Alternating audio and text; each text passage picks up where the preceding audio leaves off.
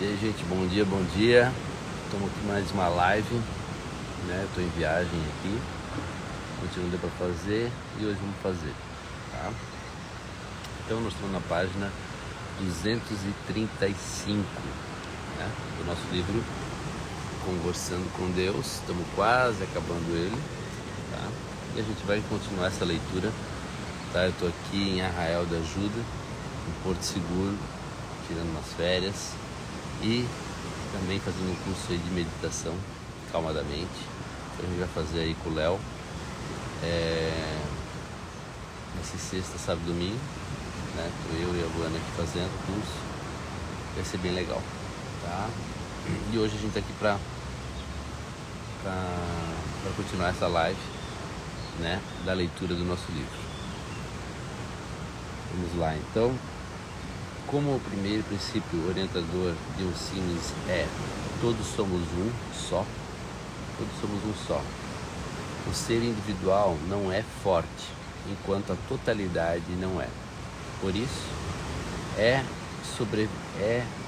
a sobrevivência dos mais fortes é impossível, ou a única coisa que é impossível, portanto, uma contradição, já que os mais fortes não são fortes, enquanto a totalidade não é forte. Está entendendo isso? Então, né, o princípio dos seres muito evoluídos é que sempre é pensando na totalidade, sempre pensando no conjunto, tá? Sim, nós chamamos isso de comunismo, como Neil fala. Em seu planeta, vocês têm rejeitado todos os sistemas que não permitem o progresso de um ser a custas de outros. Se um sistema de governo ou uma economia exige uma tentativa de distribuição equitativa para todos, dos bens criados por todos, com os recursos que pertencem a todos, dizem que o sistema de governo vai contra a ordem natural. Contudo, nas sociedades muito evoluídas, a ordem natural é a partilha equitativa.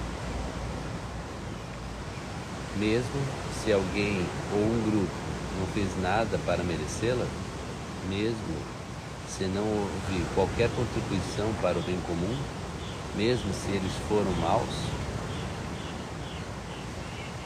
o bem comum é a vida. Se você está vivo, está contribuindo para o bem comum. É muito difícil para um espírito estar em forma física. Concordar em assumir essa forma é, em certo sentido, um grande sacrifício, mas um sacrifício que é necessário e até mesmo apreciado se for para a totalidade se conhecer experimentalmente e se recriar na versão mais grandiosa da melhor visão que já teve de quem é. É importante compreender por que nós viemos para cá. Nós, está perguntando nós,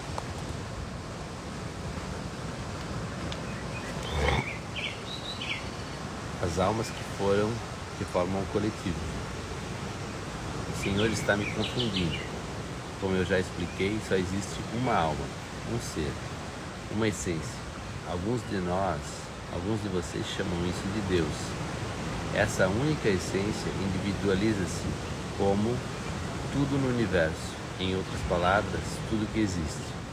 Isso inclui todos os seres sensíveis, ou o que vocês escolheram chamar de duas almas.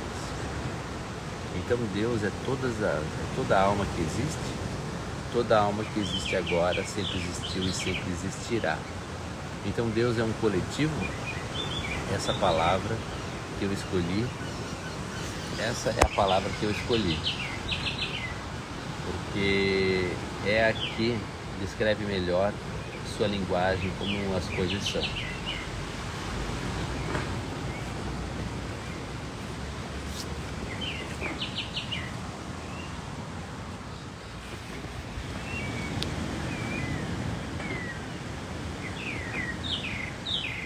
Não é o único ser impressionante, mas um coletivo.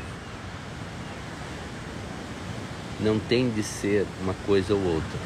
Abra sua mente. Deus é as duas coisas, o único ser impressionante que é um coletivo de partes individualizadas. Deus é as duas coisas? Um único ser impressionante que é um coletivo de partes individualizadas? Bom, muito bom. E por que o coletivo veio para a Terra? Para expressar-se fisicamente, conhecer-se em sua própria experiência, ser Deus, como eu já expliquei detalhadamente no livro 1. O Senhor nos criou para sermos Deus? Nós criamos sim. Foi exatamente para isso que foram criados. E todos os seres humanos foram criados por um coletivo.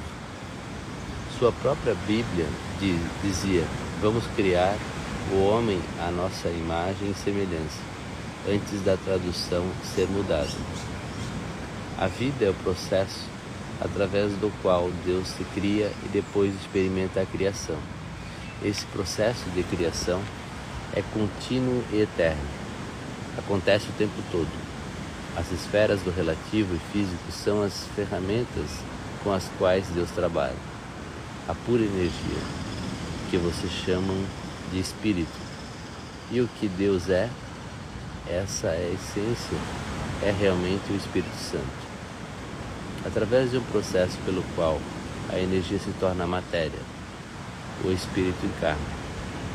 Esse processo é realizado com a energia literalmente se desacelerando, mudando de sua oscilação, ou o que vocês chamariam de vibração. A totalidade faz isso em partes, isto é, partes do todo encarnam. Essas individualizações do espírito são o que vocês escolheram chamar de almas. Na verdade, só existe uma alma se reformando. Isso poderia ser chamado de a reforma. Vocês são deuses em formação, informação de Deus. Essa é a sua contribuição e por si só é suficiente. Explicando isso de um modo simples, assumindo forma física, vocês já fizeram bastante. Eu não preciso de mais nada. Vocês contribuíram para o bem comum. Tornaram possível para o que é bom, o que é comum. O único elemento comum é experimentar o que é bom. Vocês até mesmo escreveram que Deus criou o céu e a terra, e os animais que caminham na terra, os pássaros do ar e os peixes do mar. E isso foi muito bom. O bom não pode existir experimentalmente sem seu oposto. Por isso, vocês também criaram o ruim, que é um movimento para trás, ou para a direção oposta do bom. É o oposto da vida, e assim criaram o que chamam de morte. Contudo, a morte não existe na realidade máxima. É apenas uma invenção, uma experiência imaginada através da qual vocês valorizam mais a vida. Portanto, o ruim é o oposto da vida. Quando vocês compreenderem toda essa cosmologia, compreenderão a grande verdade. Então, nunca poderão exigir que o outro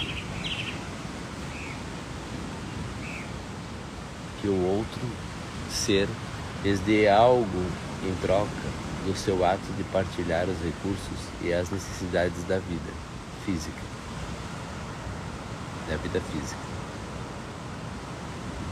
Eu vou repetir.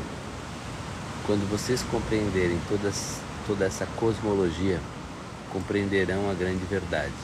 Então, nunca poderão exigir que o outro ser lhes dê algo em troca de seu ato de partilhar os recursos e as necessidades da vida física. Não importa o quanto isso possa parecer bonito, ainda há pessoas que o chamariam de comunismo. Se quiserem chamá-lo assim, que chamem. Porém, eu lhe digo que enquanto sua comunidade de seres não souber o que é viver em comunidade, nunca experimentará a comunhão sagrada e não saberá quem eu sou.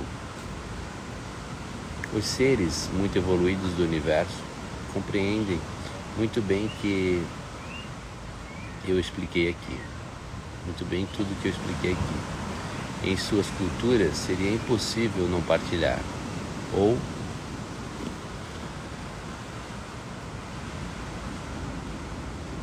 cobrar preços cada vez mais exorbitantes de acordo com a dificuldade em satisfazer uma necessidade.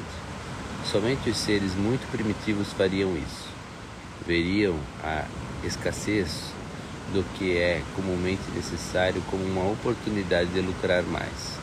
A oferta e a demanda não movem o sistema dos Siemens. Isso é a parte de um sistema que os humanos afirmam contribuir para a sua qualidade de vida e para o bem comum. No entanto, do ponto de vista de um ser muito evoluído, o sistema dos humanos se opõe ao bem comum, porque não permite que bem seja experimentado em comum. Outras características diferentes e fascinantes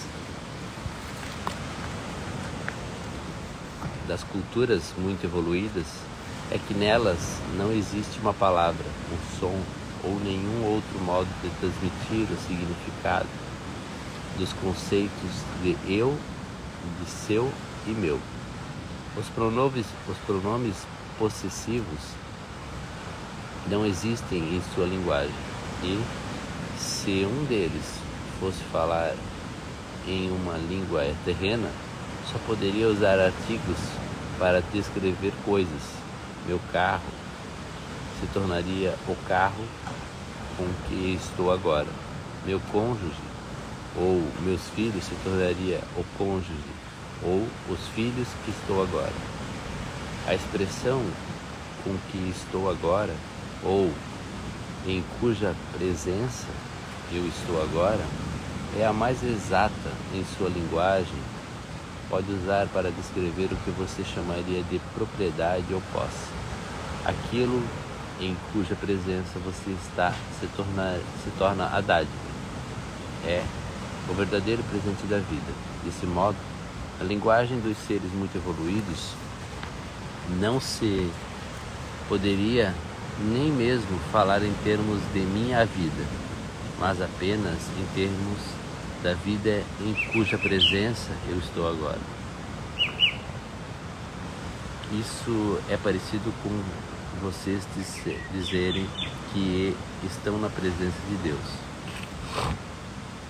Quando vocês estão na presença de Deus, porque estão sempre que estão na presença uns dos outros, nunca pensariam em privá-los do que é dele, isto é, de qualquer parte daquilo que é. Partilhariam natural e igualmente aquilo que é dele, com todas as partes do que é Deus. Essa é a compreensão espiritual em que se baseiam as estruturas sociais, políticas, econômicas e religiosas de todas as culturas muito evoluídas. É a cosmologia de toda a vida, e é apenas a incapacidade de observá-la, compreendê-la e viver de acordo com ela que cria todo o conflito da sua experiência na Terra.